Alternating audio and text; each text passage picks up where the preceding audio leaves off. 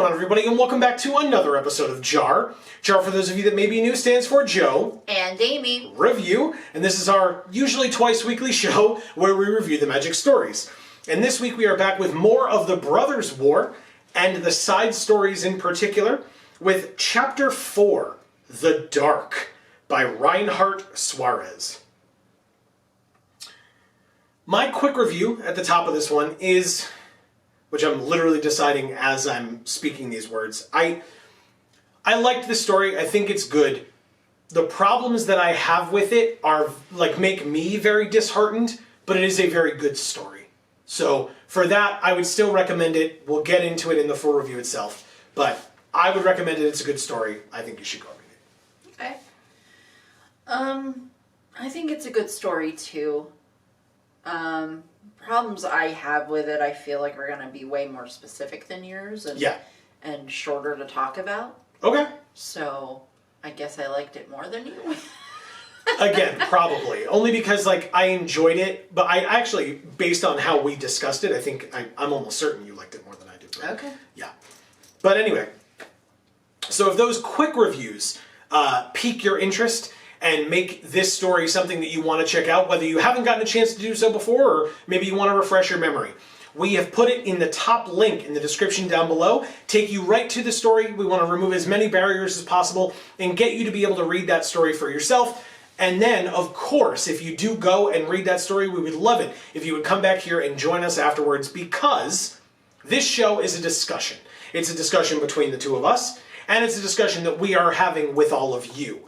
And we want you to continue that discussion in the comments down below. Do you agree with something that we said? Do you disagree? Is there something that we didn't talk about? Is there something that we did that, whatever, that you want to add more context to? We want to hear from you in the comments down below. Keep that conversation going. It is super, super important, and we appreciate all of you participating in this discussion. Before we get started, I just want to say I hurt my arm. So if you see me fidgeting a lot or trying to put it in different positions, that's the context for that. Sorry about it. And then, before we get on to the full review itself, just little, housekeeping things. I couldn't think of the word.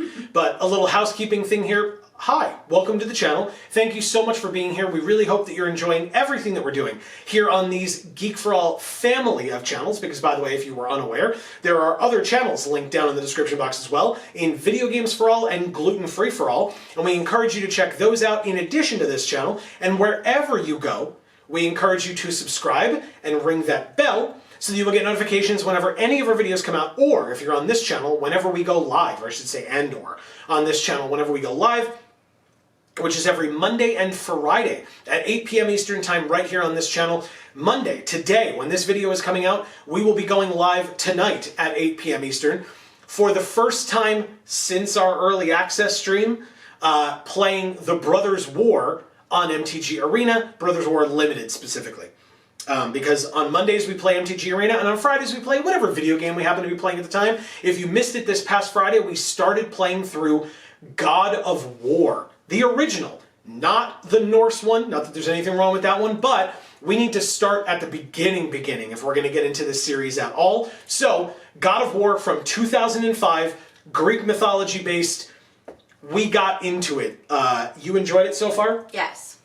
So, I encourage you to join us this Friday, and you can check out the VOD on Video Games for All, linked in the description below, to check out what you missed from the first stream, and we would love to have you on Fridays at 8 p.m. Eastern as we continue through that game and then that series going forward. Now that all of that is out of the way, thank you for bearing with us. Please, we will get on to the full review itself. This story is about Elspeth. Now, I will say, we haven't really talked about the titles of the side stories much, but they are named after sets, magic sets, that depicted Dominaria in some way, the Dominarian conflict with the Phyrexians, etc. And that's just the side stories. The main stories don't have that. They have more traditional titles that symbolically or just flat out describe what's going on in the story or what have you. These are kind of like the last one, for example, where it was focused on Tezzeret. on New Phyrexia. It was called Nemesis. Does that have to do with what happened in that story? Absolutely. But it also references the name of a set. In this story, the title was The Dark, which was flat out mentioned multiple times. I'm relatively certain, I could be wrong, but I'm relatively certain that the word Nemesis never appeared in the prior story, right? It doesn't have to, that's not a complaint, I'm just stating a fact. I don't think the word Nemesis was used, although could be used to describe the prior story. In this story, the Dark was mentioned multiple times. Okay. In reference to what was occurring, whether it be abstract or literal. Like there was actual darkness and they were going towards the dark or something was coming through the dark, or whether they slipped into the darkness kind of a thing. Something like that. So, something that I wanted to reference because it was, like, in this one, it seemed like it was a little bit more relevant than it usually is, or I guess this time it kind of punched you in the face a lot more. Yeah.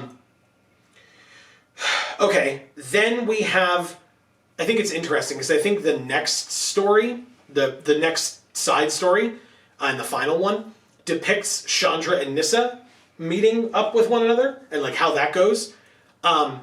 Because if you notice, every character that was mentioned, I guess maybe Kaya didn't either. Nissa did not get a line of dialogue in this story at all. No. Not one. If you're unaware, Nissa, Amy's favorite planeswalker. So hopefully in the next story we'll get a little bit more because they're supposed to be a little bit more focused on them. But it was a little obvious that she didn't say a damn thing. And that, she just kind of stood there and took orders from Elspeth as Elspeth kind of ran off and did her own thing. So, again, I don't know Yeah, I think I, for a second, forgot that Nissa was even in it. Because she's not. She's not. Yeah. She's not. No. Like, they said that she showed up, but then I feel like the next thing we know, Chandra's, like, talking about Nissa, but not in front of Nissa, and, like, it's like I missed where she went. She just was gone. Well, because the next time you see Chandra, she's talking with Joda about JaAR. Yes, it's confusing. I'm trying my best. But Nissa would not be part of that conversation because Nissa didn't have that relationship with JaAR like Chandra did. No, but Chandra specifically said, don't tell Nissa any of this. Well, that's because she was talking about a memory of her with JaAR where she burned down part of a forest. Oh. So she was like, don't tell Nissa that I burned down a forest, right? Like, so having nothing to do with it except just like, oh, by the way, Nissa, right? And then later on, Nissa and Ren are with one another, and Elspeth just runs down, orders the two of them around, and then leaves, and you never see them again because that's not the focus of that part of the story. Right, which sucks because Ren and Nissa together is probably incredible, and I want to hear every bit of that dialogue and see every bit of what they do and do all the things, just all of it. Yep. Except, we don't know yet, right? Hold out hope for Chapter 5, which comes later. But we don't know yet about if people really know how to write Nissa anymore. Yeah. Because the last time we saw her was on Zendikar, right? In Zendikar Rising, and you didn't love that, which I don't blame you for. And we haven't really seen her since, and it was very obvious that they didn't write her at all in this one. Not a single line of dialogue whatsoever. No reference to how she was standing or how that was interpreted or what she was feeling or anything like that, which worries me. Yeah. Again, I will reserve judgment, right? I'm just saying I was a little, the hair on the back of my neck stood up a little bit because I was like, oh, I'm like aware of this now, but can't flat out say, oh, they're doing it wrong, blah, blah, blah, because they didn't technically do anything. So we don't know yet. It seems like the next side story will tell us that. So you'll have to wait for 2 more jars for that one, but we shall see. This story, written like some stories we've seen in the past, where there is the story that's being told kind of broken up by snippets of a letter. And at first we don't know who is writing that letter because it just says like, Dearest Elspeth, and then part of the letter, then it comes back to the present, more of the letter, comes back to the present, more of the letter, etc., and then the last section is the last section. The last section of this story is the last section of the letter, which then is signed yours always, whoever it is, right? And we'll get to that at the end. But you picked up on it before I did. The kind of the nature of the individual who was writing the letter. Because when you said it to me, I was just like, oh, like I hadn't focused on it enough, but you, I was like, whoever's writing this letter is definitely supposed to be evil. Although I don't know who they are, so. Right, and we, again, like I said, we find out later, but yeah, you clued in on it a lot sooner than I did. Because, I mean, when we're reading the story, right, I'm reading it, and I try to, like, do my best to give some form of a voice to each of the individual characters that are talking. In that particular instance, unless I spoiled the entire story for myself, I really couldn't give a proper voice to the letter, because the whole point of the letter is you're not supposed to know who's writing it until literally the last word of the story, and that's on purpose. So I couldn't really give proper vocal context to who it is to be able to do that through the reading, until we got to a point where it was just like, oh, it's obvious this person's bad. And so then you kind of give that like evil twinge to it, right? Something like that. So, yeah. Then we have, you wanted to talk about a quote from the letter. One of the earlier portions of the letter, where it says, "He has finally learned your true lesson. Do not hope. It is not for you." Right. And that was in regards to... I believe that was in regards to boy. Oh. Right, it was basically talking Elspeth through, maybe it wasn't boy, maybe it was like somebody who was fighting or whatever, that it was basically talking Elspeth through like her worst moments, because, spoilers, it was talking through her nightmares that she, like recurring nightmares that she has, right. I suppose.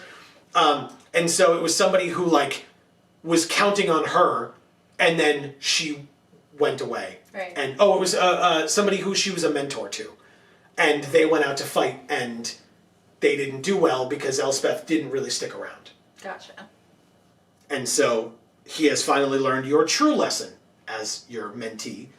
Do not hope. It is not for you. Right. Which is like, okay, definitely an evil character thing. Yeah. Right? But yeah,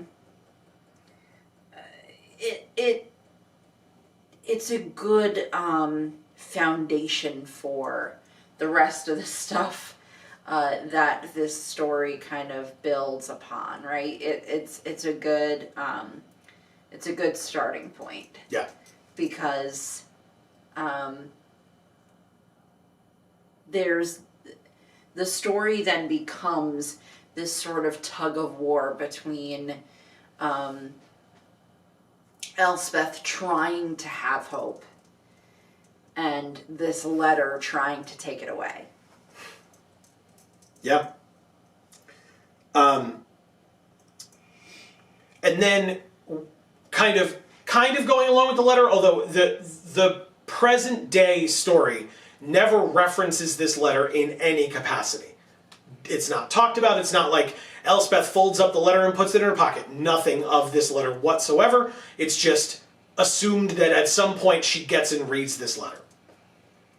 But at one point, whether it has anything to do with this or not, Elspeth starts to kind of have a crisis of faith a little bit. She starts to say a prayer to Asha, Banth's guardian angel. Then is like, Asha's not going to be with me. I abandoned Alara, right? Then she's like, all right, well, what about Heliod? Oh, right. He's chained to a rock in the underworld, plus he absolutely murdered me, so probably not him either. Then she thinks of Sarah on this plane that she's on, Dominaria. But it kind of seems like it's just like, well, that's just someone I'm aware of exists, so maybe I can pray to them. Right. Because she says that anyone, she being Sarah, says that, you know, anyone who wants to believe is welcomed, essentially. And then she thinks about, she's kind of frustrated with the gods, if you will, because everyone she loves is gone. Everyone she loves leaves or dies or whatever. And then she kind of talks herself into like, no, not everyone. There are still some people left. Koth is still alive. Vivian is becoming a good friend. And then she thinks about JaAR. Right. From New Capenna. Which is the person I was thinking about when you read that section. Right, which again, I was not. And you, Oh. at least, again, obviously once she talked about it, but like at that moment, no, I was thinking of Heliod before she mentioned Heliod. Because it was like, you know, yes, you were on Theros and there were literal gods there that just are around and interact with the mortals because Greek mythology. Right. But yeah. So, and then she kind of actively talks to JaAR, right? There was a moment where, again, it said she started praying to Asha. Here she actually just chats with JaAR because JaAR, while now Elspeth knows, is an angelic figure, an angel specifically. They were just friends. Right. And so they had a very familiar relationship. Right. And so Elspeth is able to just talk to her and just says, like,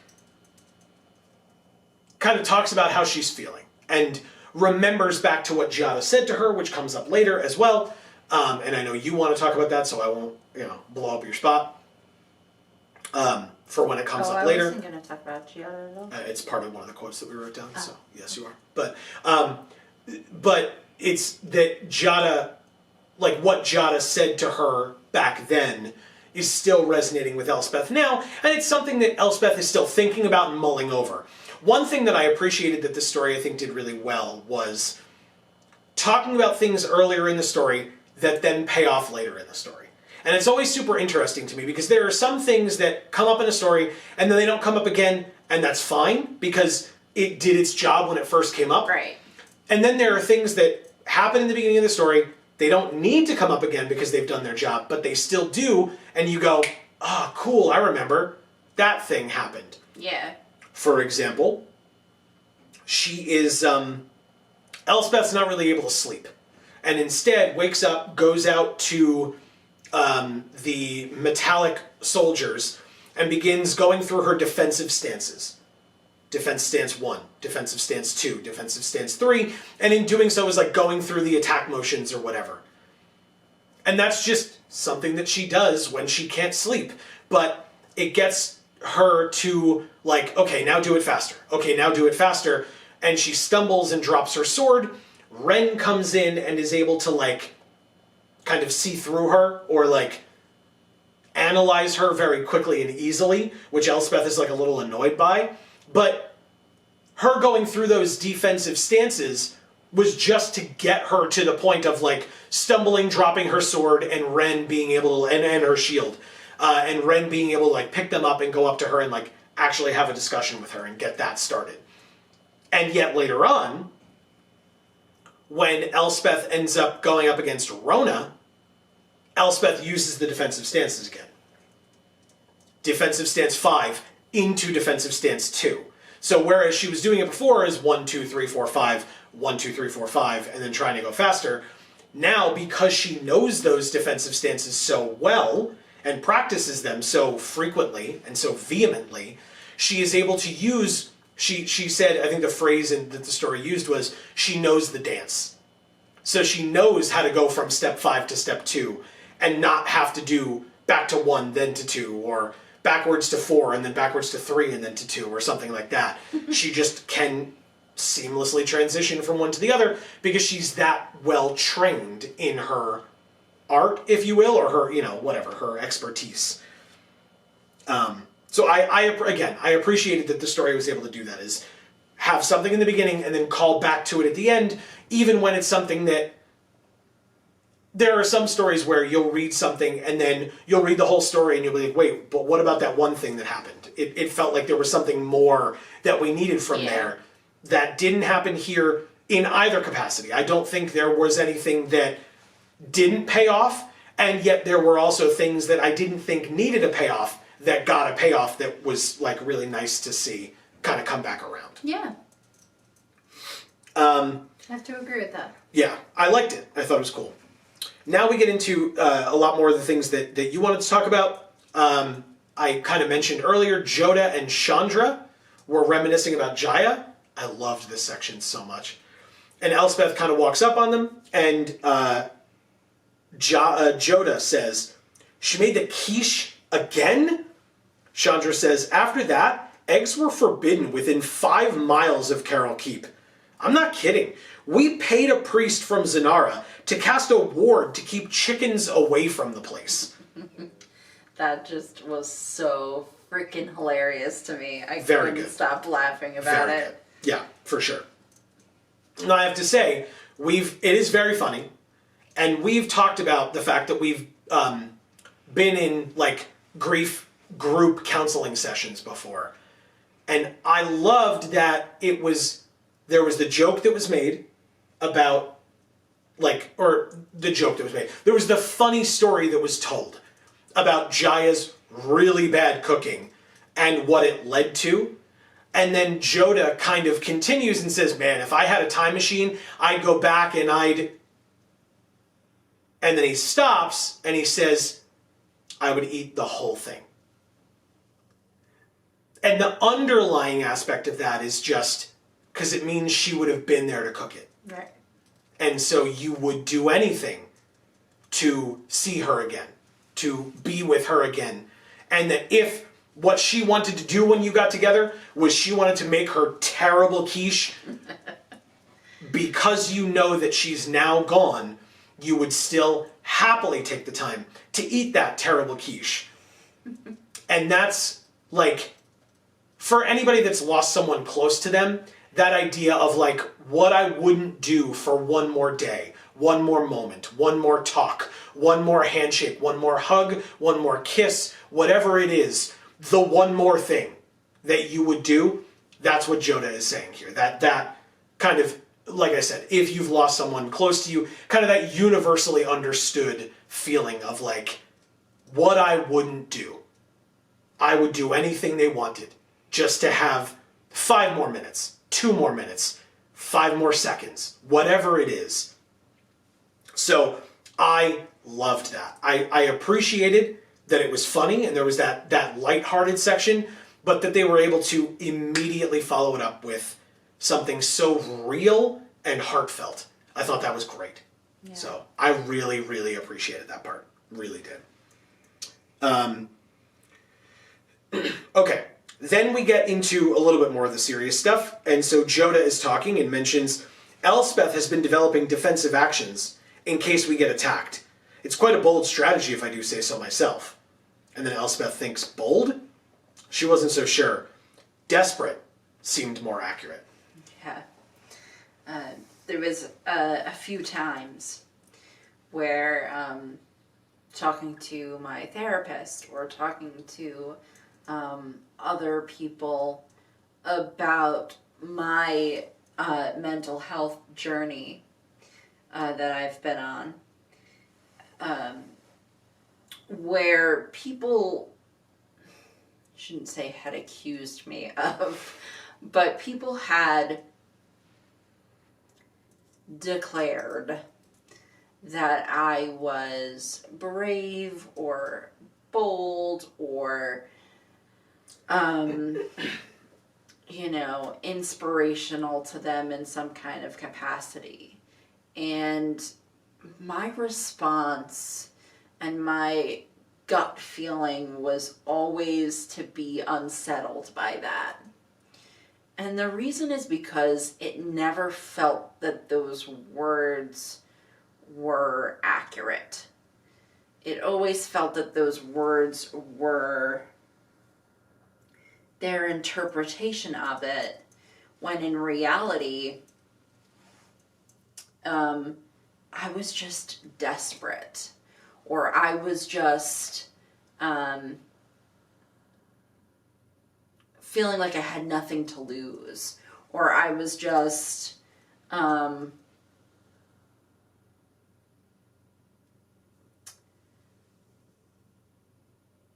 More fearful of not doing what I felt was right or what I felt I needed to do.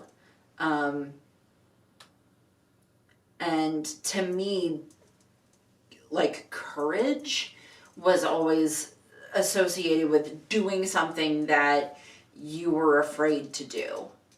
And to me, that didn't make sense, right? Because everybody was like, oh, you're so brave for, like, saying these things or doing these things. And I'm like, no. I'm doing these things because I feel like I don't have a choice. And if I wasn't doing those things, that would scare me. Like, that outcome that could be possible from that would be something I would fear. And so why would I not do it? You know, so I liked that this quote felt like something I had said before. Like, I'm pretty sure at one point my therapist said to me, you're so brave for, like, saying that, or, like, trusting me, or, you know, whatever a therapist says. And then I was like, no, I'm desperate as fuck. I need help.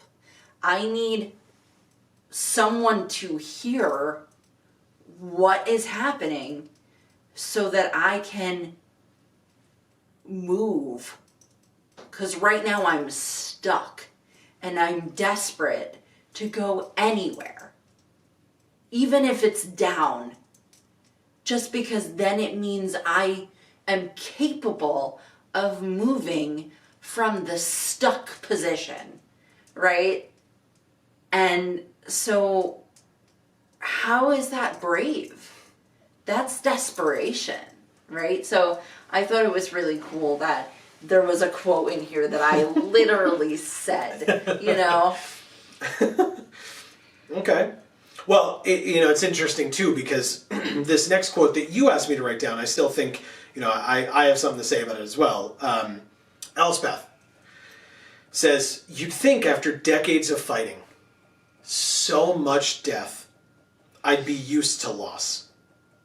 But I can't escape the names of those who fell to save me, of those whose blood is on my hands because of my failure. Their ghosts haunt my dreams.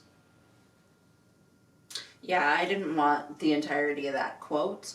Oh. There was only pieces of that I wanted, so Okay, I'm going to have to look through it now and, figure out. I'll pass it over to you while I talk, because I liked that quote a lot as well. Oh, okay, so then why don't you talk about it? You got it. As someone who has done it himself, I can tell you,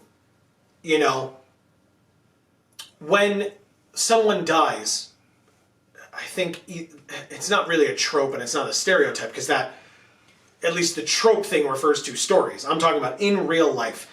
You hear a lot of times that kids will tend to blame themselves if they are around or in the vicinity of someone, and I don't mean literally in that exact moment, but I mean, like, if they are close with an adult who dies, especially who dies young, right, or tragically, a kid will tend to blame themselves, right, whether it is a suicide loss or whether it is sickness or something like that.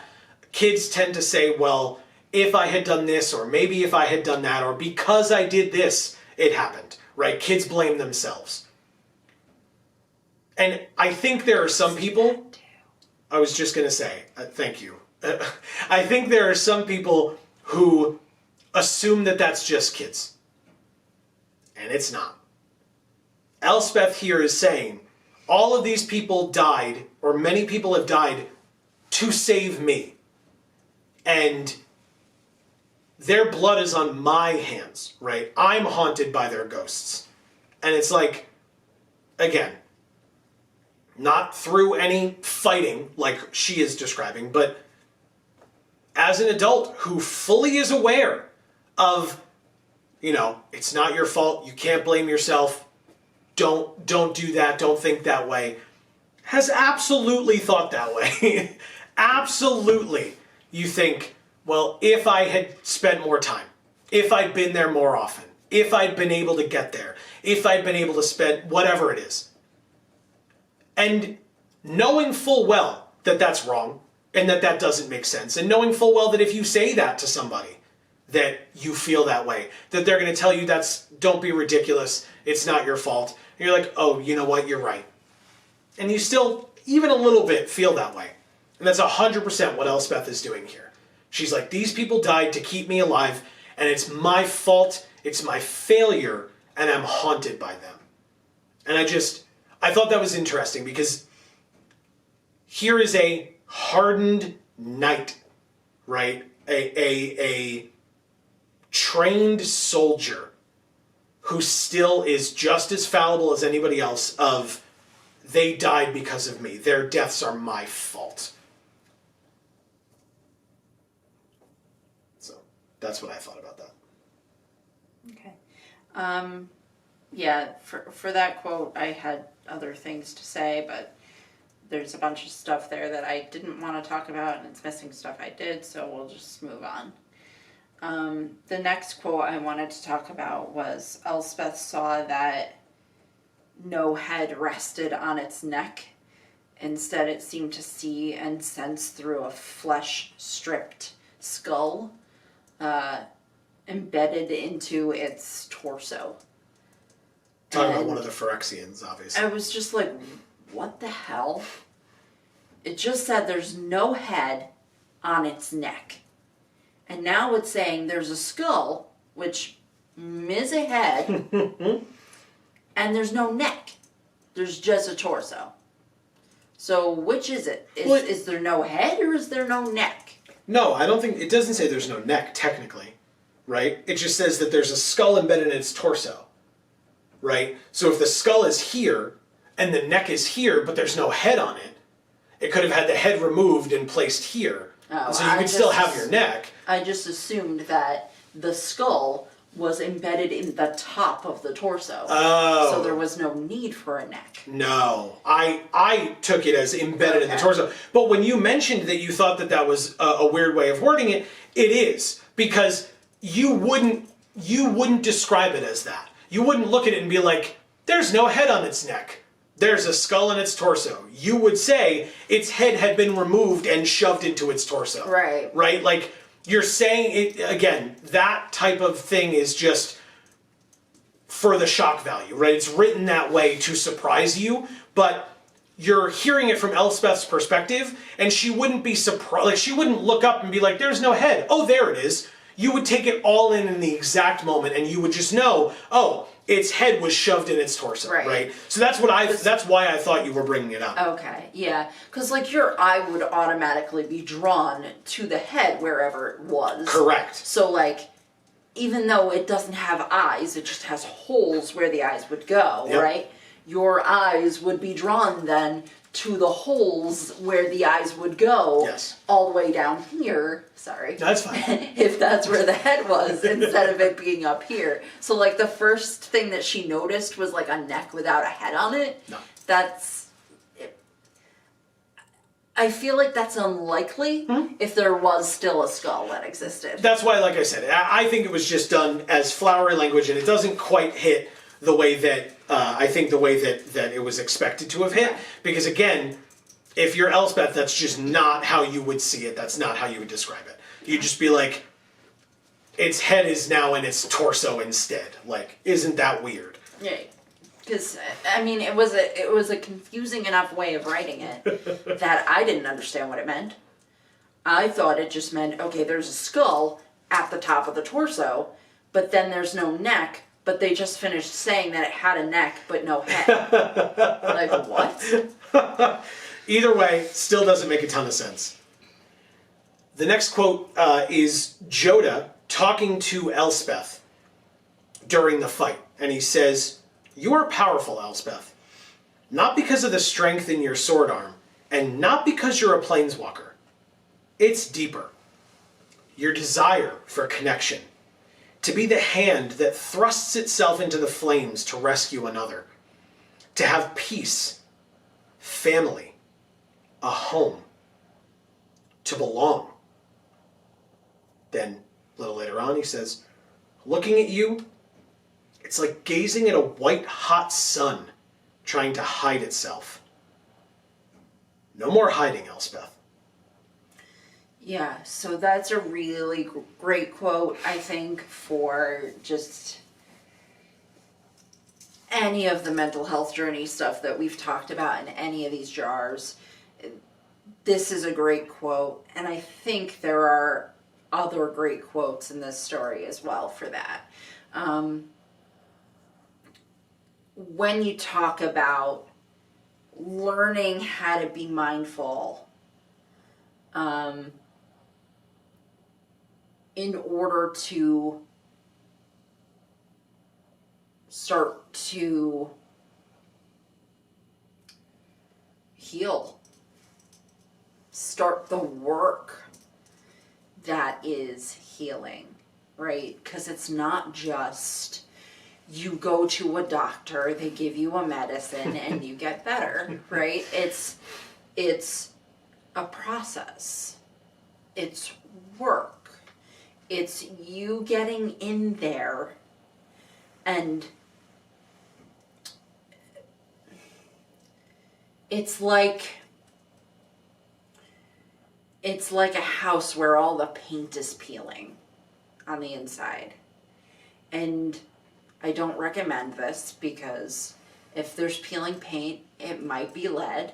And so it's not safe for you to do this in real life. It's just a comparison. Good disclaimer, I like it. But what I'm saying is it's like if you had a house where all the paint on the interior was just peeling and you had to go through and take each little piece that's peeling and peel it more to pull it away off of the wall.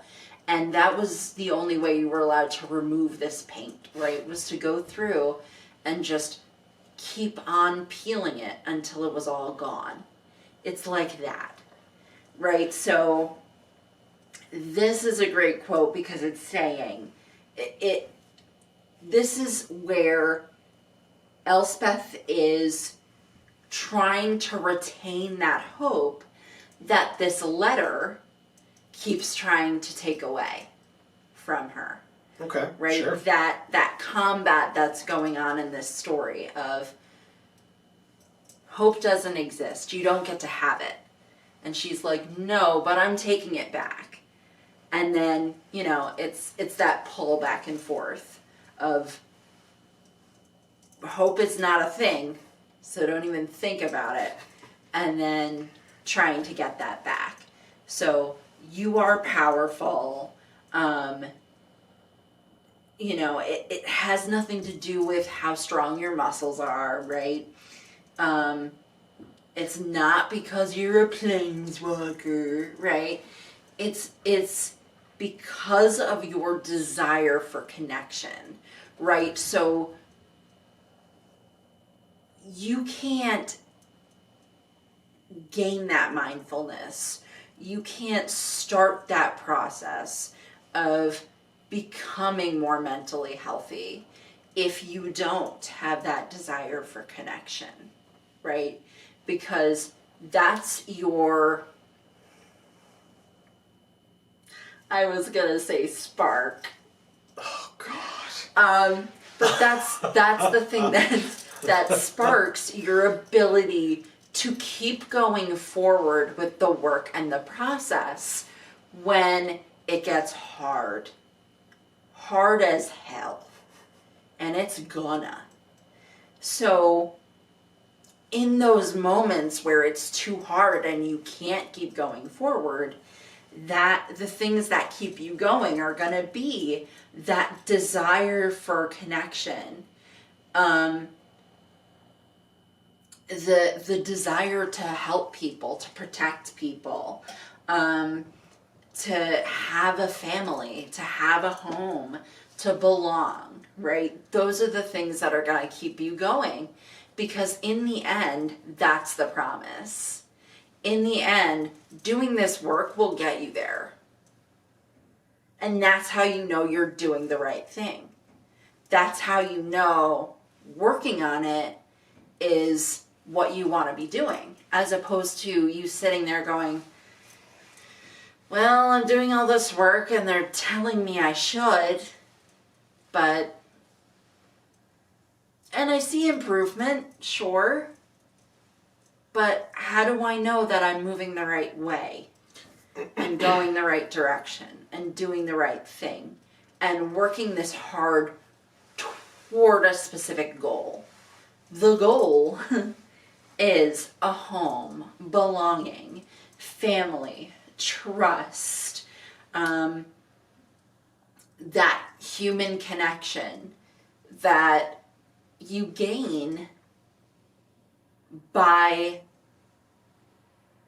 learning the skills to gain that mindfulness, gain consideration for others, gain the kind of perspective that allows you to realize that we're all connected, right? That oneness that exists that you just then need to become privy to. And I'll end on that note because we're going to get to that. I was just going to say, it reminds, I was about to be like, oh yeah, well in this story they, and then I was like, no, we have that quote written down, we'll get there. So, I don't know if it's the next one, but we'll get there. I think so. So yeah, so the next quote, again, still Joda and Elspeth. His voice tapped into her mind. Let go of your anger, your pain. Let go of your ghosts. They will haunt you, but allow their pleas to fall unheard for now.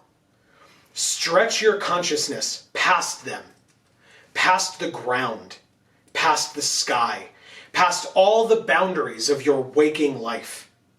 A little later. She was no longer so much Elspeth alone as she'd become everything. And she found herself at the heart of a torrent of energy surging through every part of her body. Okay, so important things to reiterate in this section would be, so his voice tapped into her mind. So here you can kind of, here obviously for the story's purposes, you would picture Joda talking to Elspeth as he's trying to walk her through the process of casting this spell, right? But if you're trying to make it akin to real life, then what you would probably imagine is, say, Joda is Elspeth's therapist, right? And he's, he's sitting down and he's, moving his glasses. Okay, are you ready? Who? Elspeth, what? No, I was just going to say, who is a better therapist than a man who's lived for 4,000 years? Am I right? Met multitudes of people, lived multiple lifetimes. You know what? I think the question is, who's a better therapist, but also who's a worse therapist? Because I think it could go drastically either way. Yes. Yeah, because he very well could be like, yeah, I've heard it all before, Like he could be so thoroughly jaded or just literally hate. Honestly, if I had lived that long, I would hate everything about living. Right? Think about it. Well, yeah, you that's the kind of the trope about immortality, is that if you're the only person who's immortal, then you will lose everyone you ever come in contact with. Oh. I can't even think about it. And they even in this story they talked about as long as you are still able to love, or allow yourself to love, that was the way they put it. As long as you still allow yourself to love, you will be hurt constantly. because every human being you ever love, everyone you ever meet, everyone you ever come in contact with will die, and you will still be around after. That's the curse of an immortal person. Right. I mean, what I'm thinking of is much more in terms of like, okay, I've done all of this before, and I'm just here for too damn long. Yeah, that's true. I too, can't take it anymore. Yeah. That would be me. But, I mean, we just finished talking about human connection, family, a place to belong. If you don't have that stuff, again, when I'm saying that your mental health journey, the goal is those things, if you rewind that and go in reverse, right? Not having that leads to mental unhealthiness, basically, right? Yep. Because that's going backwards. So if you're living forever and you're losing all of that and you're not able to continue to acquire it, and in every situation where you're losing all of these people that you love, you're not able to do what they also did in this story, which was celebrate the person's life who had passed as opposed to just mourning their death, then you will lose your mental health at that point. Right. You know, you'll be going in reverse.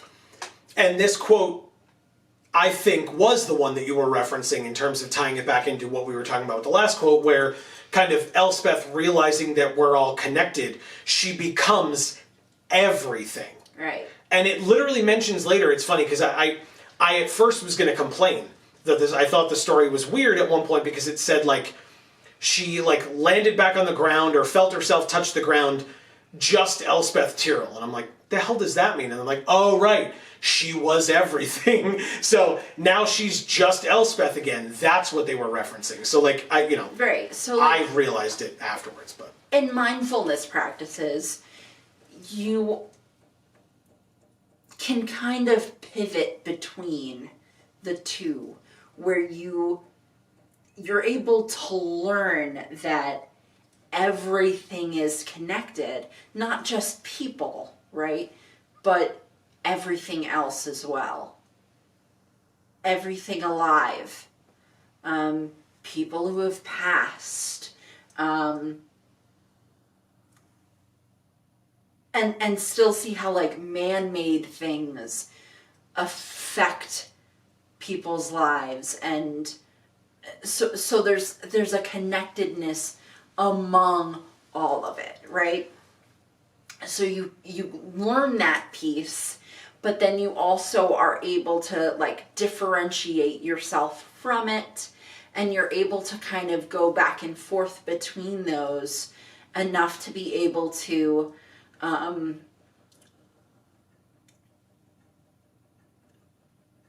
enough to be able to, like, work on yourself, right? And realize that that's just for you, and the improvements that need to occur within you. But you can see the importance of that because of not just how it's going to affect you, but also how it's going to affect the world around you and everything else. Sure. Right?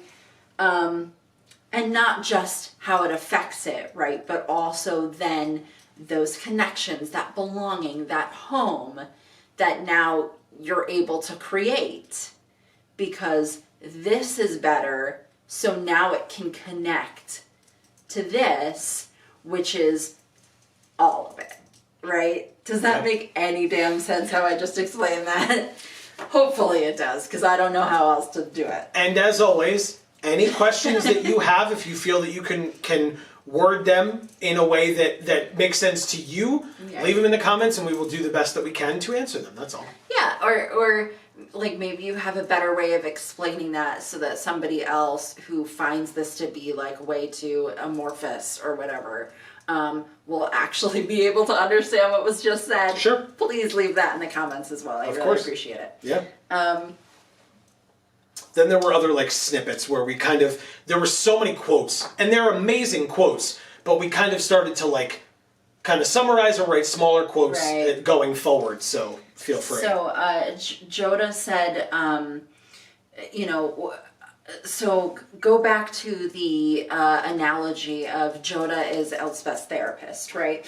And, he's telling her what to do. Like, he had her kind of like go to her happy place a little bit, right? Because she's thinking about like the fields of grain or whatever it was, yes. right? And then she's like, oh, I'm really there, right? I'm not just imagining it, I'm really there, right? And then he's going, okay, all of this like energy that you're feeling right now, root it as deeply as you can, right? So adding that grounding element to it is really important, right? Because if you're doing all of this and then you're just experiencing a ton of things all at once, right? And it's just becoming overwhelming and it's just like swirling around in your head. And you're not giving it enough of a rooting or a grounding. It can be overwhelming. It can be confusing. It can be difficult to keep those two distinctions, like I said before, of yes, we are all everything all at once, right? Like the movie. Everything Everywhere All at Once. Right. Movie, but yes, absolutely. But we are also just ourselves, right? And so, if you're in that place where you're not rooting it or grounding it in any kind of capacity, you're just here, right? Yeah, you're just floating around, yeah. And then you can't do anything with that because it just is everything, right? So you don't have enough control over it because you can't do both. So a lot of times when you're having issues being super overwhelmed or feeling like you have no control over your life, you're in one of those two places and you're not really able to see the other one at that moment, right? You're like so consumed in your own crap and you can't get out of that hole that you're stuck in, or you're seeing everything as this big, expansive, overwhelming, everywhere stuff that you're just in, right? And you can't take yourself out of and focus on you in that. So like you need to like be able to see both and be able to accomplish both in order to like be able to know how to kind of dampen those feelings. And it's not really knowing how to dampen those feelings. It's really being capable of doing so enough so that it's not really being capable of doing so either, because it's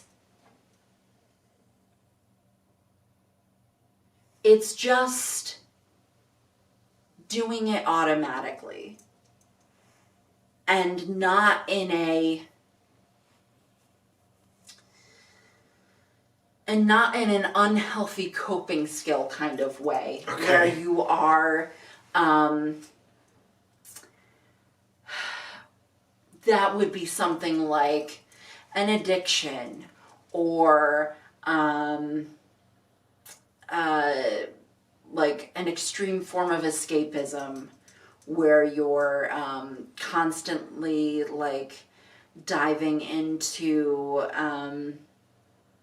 I don't know, maybe you spend like 15 hours watching TV or something, something that is video games, etc. Right, anything. something that that you're using as a tool to create this sort of like false dissociation kind of deal. having both of those kind of in balance and knowing them and being able to get there all the time is that mindfulness, is that that balancing, where you don't then need to attempt to reach that sort of equilibrium, right? You just are at equilibrium. Again, I'm having trouble vocalizing some of this stuff, and I'm sorry. It's fine. We've got lots of other things Yes, to... let's keep going. Yeah, so you're up to this one at this point. So she willed it into her heart and soul, right? As Joda is telling her to keep it rooted, right? And he tells her, you know, choose what gives you strength and what gives you purpose, you know, and she's like, Johnny, you know, and says, like, this is, Here. Because this is a quote from okay, yeah. So she says, like, part of her wanted to consider him dead, right? At least he'd be at peace and gone. At least he'd be at peace at that point, right? But another part of her needed him here. Needed, okay. Sorry. Sorry. It's my handwriting. It's okay. Needed him here, right? Because he was the only one in her life who could give her hope and strength. So here, the therapist, Joda, is telling her, okay, stay grounded. You're feeling all of these swirling emotions and energy all over the place. Keep it grounded. Pull it into your heart. Pull it into your soul. And think about the person, the place, the thing, right? Whatever it is, that gives you strength, that gives you purpose, that gives you hope. And she was able to think of it instantly, right? And say, but part of me wanted to accept the fact that I was never probably going to see him again, and that he wasn't himself anymore. And part of me needs him because he is what keeps me going. So we've talked about parts, I believe, in other jars as well. 100% we have. 100% we have. So I love the fact that they use that specific wordage here, because it's important for people to be able to understand that you are going to have a part of you that wants to just say, yep, he's dead and gone. It can't be helped. There's nothing I can do. And you are going to have a part that says, but I need him. He's the thing that keeps me going. But then to continue this process is what teaches both of those parts that both of those parts are okay.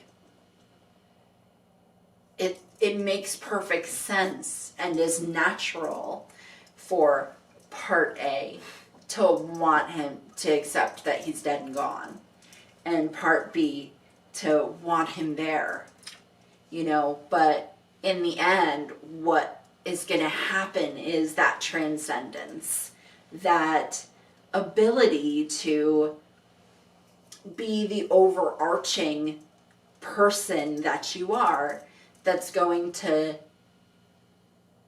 be okay with both of those things existing and happening and coexisting, right? At the same time as you are able to move on with your life and be the person that you're actually supposed to be going forward. Okay. I will say, I think there's a couple ways to take that too, right? I looked at it as part of her wanted to consider him dead and gone. that's for her, right? So she needs to accept that and not hold on to that hope, because she'll just be disappointed in the future when, God forbid, they even have to come face to face and then he maybe tries to kill her or something. But there's also, she wanted to consider him dead and gone because she doesn't want him to be suffering. Right. He wouldn't want to be completed, right? He wouldn't want to be living in that body, especially if he's in any way aware of what's happening to him. Because then he's like trapped, mentally trapped in that body that's doing all these terrible things. He would have watched himself kill JaAR. He would have seen all these things, heard himself saying all these things, etc. And she doesn't want to imagine him suffering in that way because she loves him.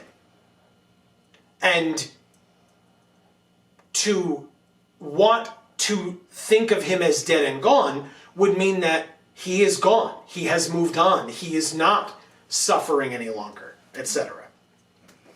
Yeah, I mean, that goes back to, I think, what we had on the previous page, where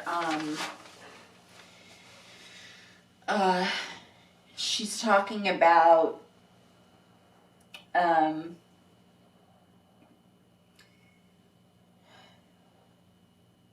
damn it, I feel like I lost what was in my head. Is it this one? No. No?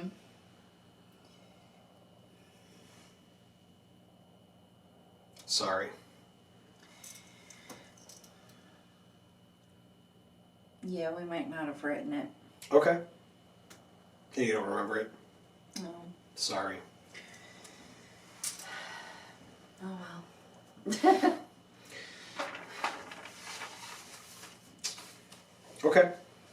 Yeah, so I mean,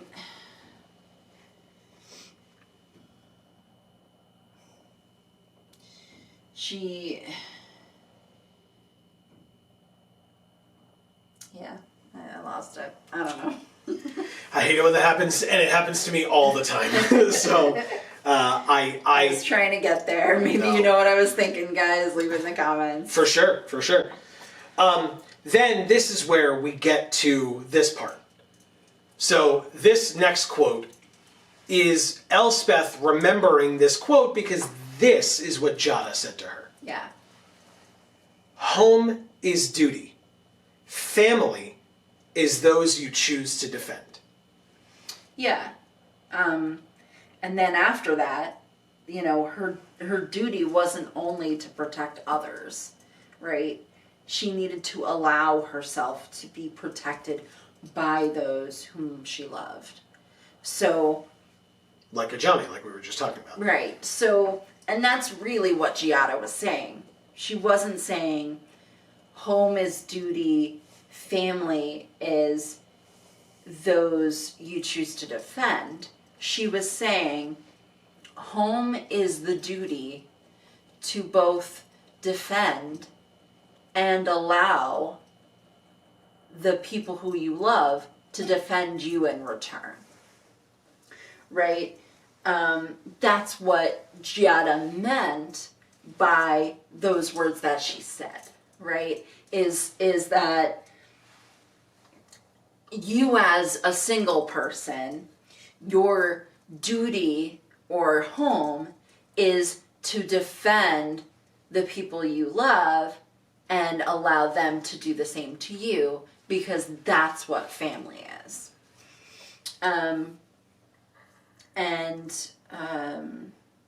Okay, and the next part is something different. Well, that's So- this part, right? Yeah. So, But that really just goes back to what we talked about before, you know, that goal of family, home, peace, right? Belonging. yeah. JaAR was trying to teach her what that means, right? That means that duty to those people, to both protect them, defend them, love them, and allow them to do the same for you.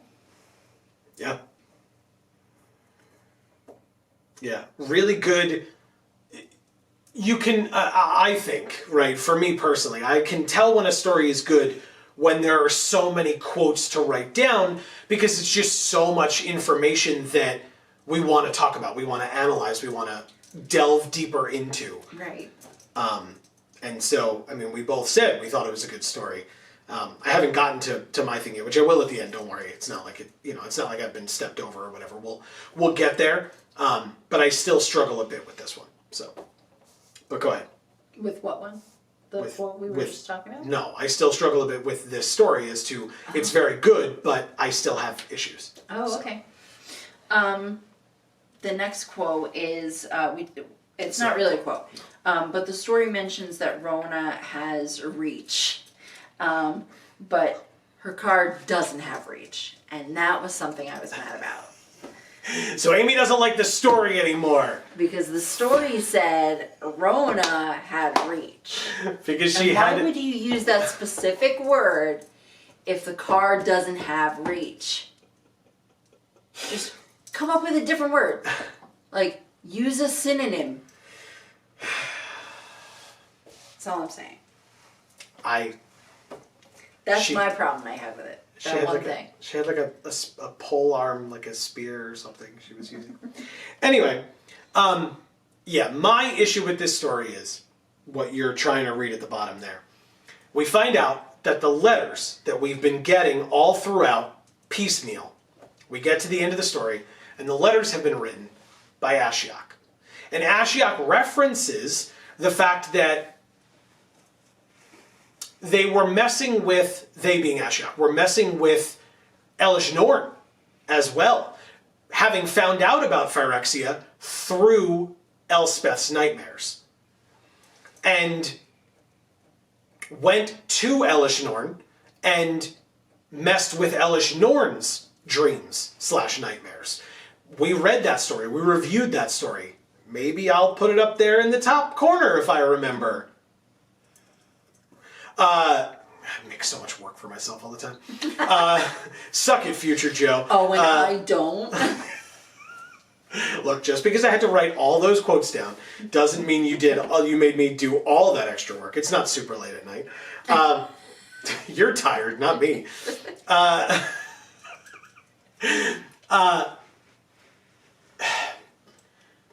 So Ashiok references back to that other story, which was an amazing story. That Elish Norn story was great.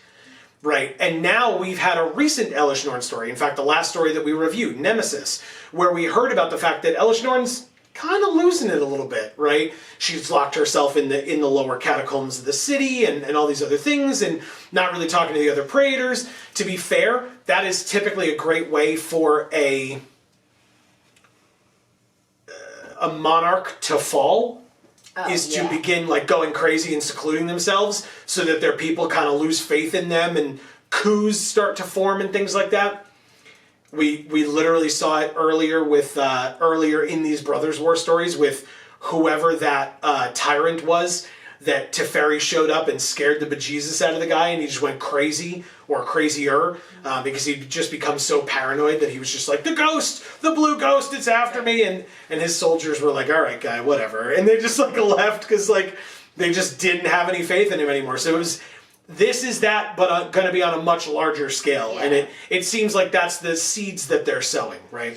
And and like you said, a very typical thing for monarchs to do, or whatever, anyone in a position of power to have that happen, because there is a breaking point. Because if you have that much power in a world where in reality you're no better than anyone else around you, which is the facts, okay, that balance that we talked about between those two things is disrupted, right? Because you're either so sucked into your own bullshit or you're so out there with everything, and overwhelmed by it all that you don't have that balance where you can go between those two things and have that mindfulness, have that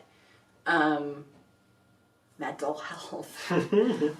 You get very stuck on one side of that seesaw and you can't move.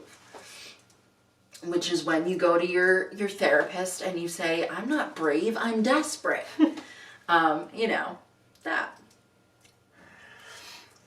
So my issue with this story, though, is that we get these letters from Ashiok. And I think this is a me thing, right? If you agree with me, as always, comments down below, let me know. If you disagree, same thing. I want to know.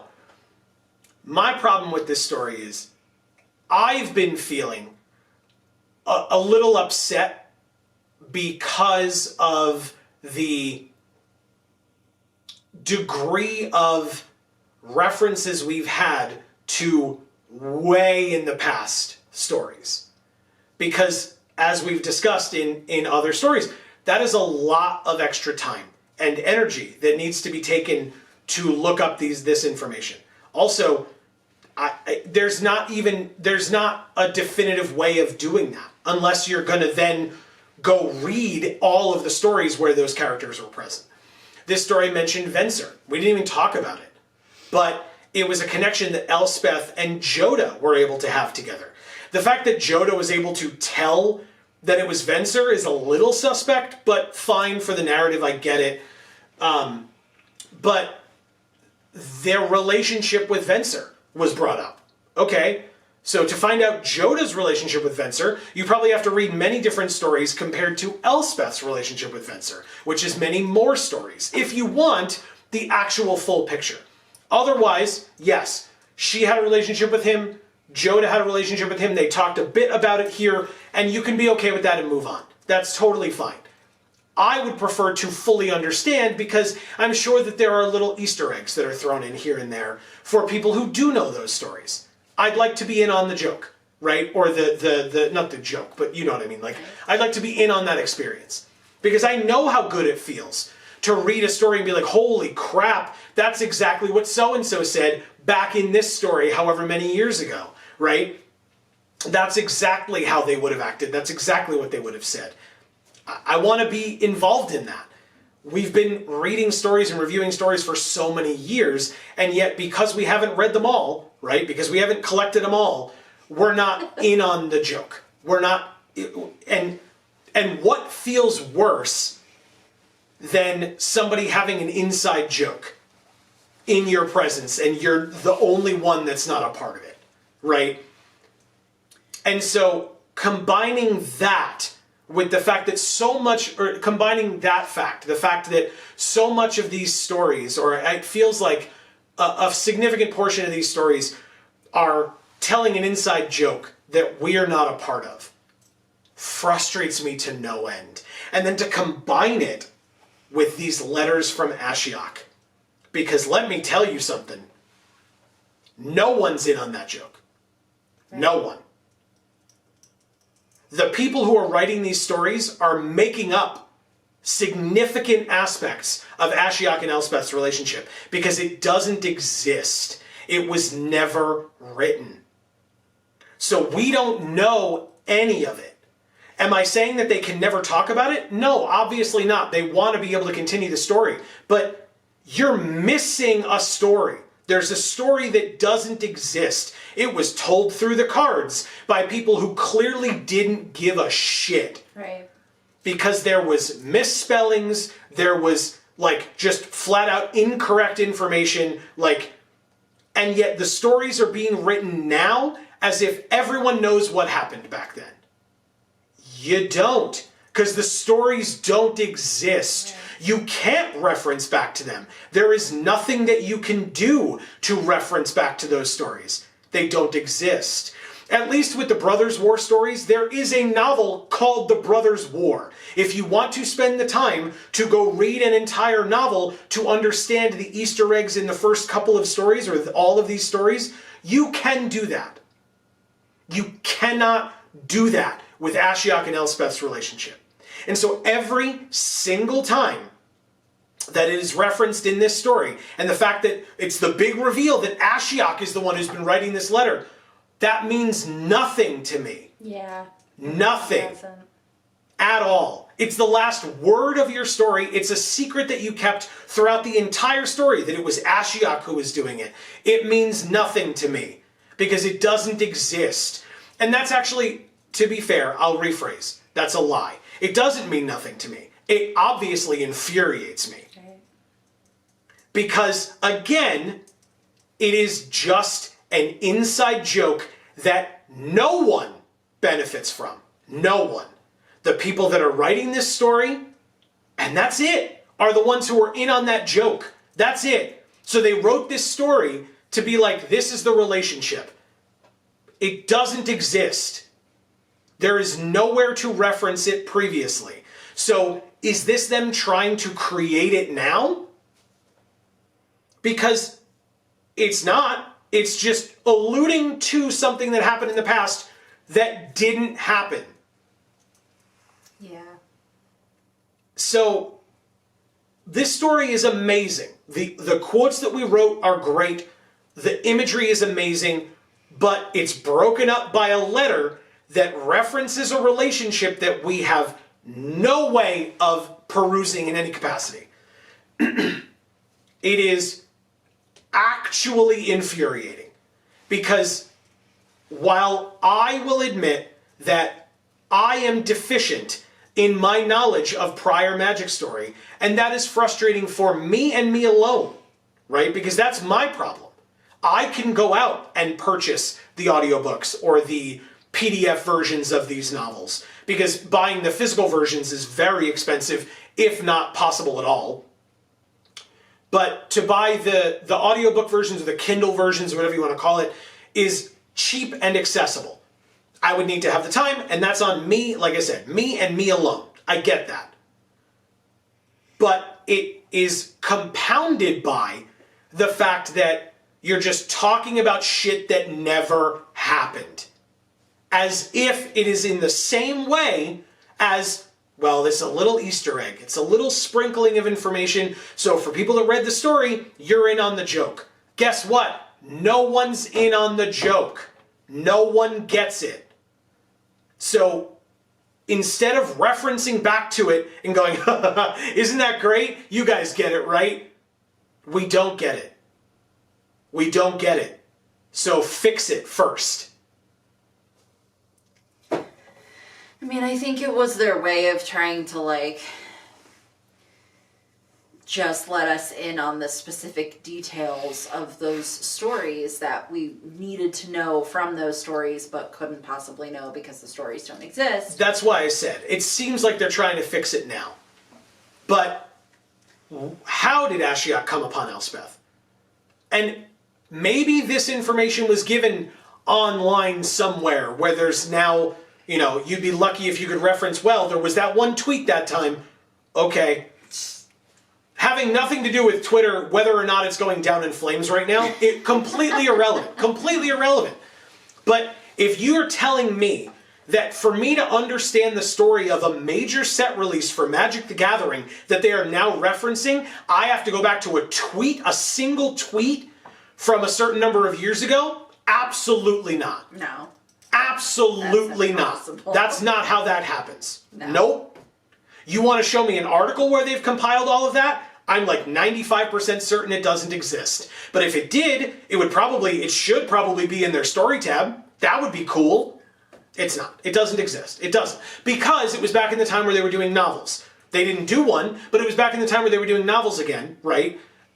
Even if it was released online, and they just didn't release them because people were furious about War of the Spark. And so because they screwed up War of the Spark, we still don't have a story for Theros Beyond Death. And at this point, obviously, we're not getting one, right? I would love it, right? That's the needing to accept that it's dead and gone, but also needing it, right? That's where I'm at right now. I need to accept that the Theros Beyond Death story is never coming, and that I guess I just need to assume the relationship between Ashiok and Elspeth. I have to just guess. But where did Ashiok meet Elspeth? Why is Ashiok upset with Elspeth or treating Elspeth this way? I have no idea. None whatsoever. And will I ever find out? Possibly not. but I still have to just be okay with it. Just have to be okay with just continuing to read about it over and over again. As, again, the authors just go, isn't it great? We brought Ashiok back. Isn't she scary? Or sorry, aren't they scary? Isn't their relationship with Elspeth crazy? I wouldn't know, sorry. And by that I mean I don't owe you an apology for it, but still, like... So... It's not often, I think it's happened before, so I don't want to say never, but it's not often that a story is good, and then the last word makes me angry. Yes. The last word of the story being Ashiok. Again, it's not the impact that you think it is when the story that you're referencing doesn't exist. It exists in the minds of the people who are writing the story, and they're referencing back to something that only they know. How? How are you doing it? It doesn't make sense. Anyway, up until this last portion, my shirt was not ironic. Now it is. Oh